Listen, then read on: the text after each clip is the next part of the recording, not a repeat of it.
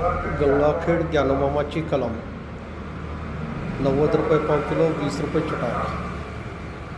सुगंधित अगरबत्ती, स्वादिष्ट चिवडा आमच्याकडे मिळेल. कुलकर्णी विविध वस्तू भांडार 20 रुपये छटाक, 90 रुपये पाव किलो. कलम पेढा, सुगंधित अगरबत्ती 30 रुपयाला 70 काडी, वेगवेगळ्या सुगंधासह 50 रुपयाला 70 काडी.